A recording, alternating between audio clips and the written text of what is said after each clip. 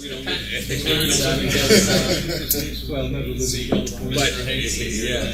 maybe that's why the California's a little different. They're a little bit different, but but the point is that I think there's other opportunities that we can kind of work together. I do agree, and I hear you guys that the number one issue is that flood control. I mean, that's the biggest issue that's consistent throughout, and how we can come up with some. Does the new executive director understand that? I think he does. I mean, this is the first time they've gone outside of the agency. Is that Mr. St. Pierre? Yeah, David St. Pierre. I haven't met him. He is from Atlanta. So normally, I mean, there's been some great, general superintendents, but this is the first time they did a national search, and they brought him in from Atlanta. I think he also brings, because Atlanta, they have water shortages. Georgia's fighting with Tennessee. They're trying to divert water out of the rivers up there. I mean, there's water shortages. We're lucky, 20% of the world's surface water is in the Great Lakes. We have a great resource, but we just continue to take, and rather than continue to take, I think we need to be a little more forward-thinking and be more conscious of the conservation, so we don't have to take as much out, and then perhaps we can recycle, reutilize some of that water, recapture some of the rainwater. I think there's opportunities. There's a whole other, there's other issues too with, the methane that's produced at Stickney. Through the methane, that we can recapture that and use that. You can build a power plant there with methane and power the actual Stickney plant, at least up to 50%. Gas to Stickney and Berwyn residents on the south there, right? Sure, you can look at opportunities. I know they do that, up in Glenview. That garbage dump there, the amount of methane that produces helps offset some of the costs of the streetlights. So, I mean, there's opportunities. Now, the investment to go in there, that might not be available for the district to invest. But you look at some of these ESCOs, these energy service companies that are out there, they'll come in and they'll invest the money. You sign an agreement with them, power agreement with them, where you buy it from them. They can front load it and front fund it. So I think there's other opportunities like that we have to look at all of the aspects of the district in terms of trying to generate some opportunities and recycle it and think differently about how the district operates. So, but first and foremost is great. Good luck next season. You already got 5 early votes from Mike. Thank you. Okay, I will. Good luck. Good luck. Yes. Good luck with you. Thank you. But I think first and foremost is airing the concern on the flooding and how we get on board with that. But I think David St. Pierre, I think from everything I've seen and heard, he understands that. He's also more, he's new, so he's more, exactly. He didn't come up through the system of how it was. And a dear friend of mine, who was my first basketball coach, was Jack Farnan. I don't know if you guys know, he was general superintendent for a number of years there. But there was, the way the business was done, and the history, because a lot of these guys have been there.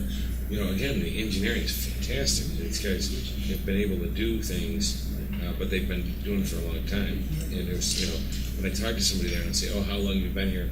I say 40 years. And I'll say 4. They said, "No, 40." I said, "Oh my God!" It wasn't uncommon. They had issues last year, just on unemployment issues where they had severance that they were paying out. You worked there for a number of years, you got X, and they like a severance pay on top of your pension. They'd cut a check. So they made the decision they were going to stop that. And so they stopped it with people that worked there a number of years that were either that were close to retirement or halfway through their careers. And that just led to litigation. And the general counsel, who I know, Fred Feldman, he had been there for a number of years. Very good attorney. He opined that you can't do this. it's unconstitutional. You can't just stop it because it's a right. These folks have been working for some reason. And some of the board, I think, decided to go out to an outside opinion, thinking that perhaps he would be biased because he would be one of the beneficiaries. And first and foremost, Fred is he's an attorney, a man at the bar, and he's going to give an opinion that's a legal opinion, not his personal, either way. So they went outside and they got opinions from outside firms who were consistent with fraud. But then the board voted instead to do away with this right. It ended up in litigation. So instead of spending money on flood control and other things, they litigated this, and they just lost. There was a ruling. I mean, I think they're going to probably settle it and go back and say, okay, those employees that start now, you don't get this, but everyone else that's in the game, you can't change the rules. And same issue. Sounds like a pension thing. Yeah, exactly. You guys are all dealing with that. And my grandma sis lived on a municipal pension.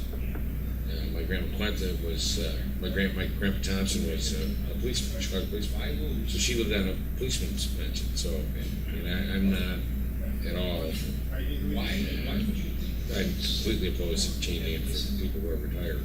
I know you guys may have a different opinion, but I'm the retired policeman. Okay. I'm with you. Yeah, so that's just, but I think our funding is like 50, the district's funding is like 56% or 57%, so it's dropped 20 points plus. A lot of it's the investments, but I think to have a lawyer back on this litigation issue, I think they haven't. There's only one lawyer on the board now. I think they have another attorney's perspective is also helpful. There's also that craziness with the adjacent property, the Ritz-Carlton that was building their residence, and they were arguing over an alley, and they spent again a significant amount of money on legal fees that they and an easement. I don't know if that's the best way to spend the money. If we can spend it on sequestering a couple of engineers out to Westchester to help, or to Stickney, or to wherever it might be. I think that's better use. It gets back to the core mission of the government. I think the first thing we have to do though is make sure the match gets this. Well, you're sold on my end. So that's, well, I appreciate it. I appreciate it. Thank you.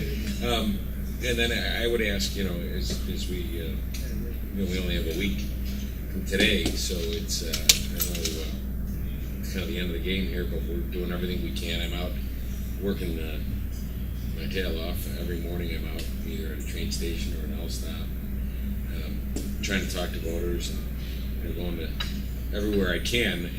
Some days last Saturday I was out, I had, I don't know, maybe 1,000, 1,500 people, and 10 or 12 events. I was out all day, as you guys know, when you're out campaigning. And I got home.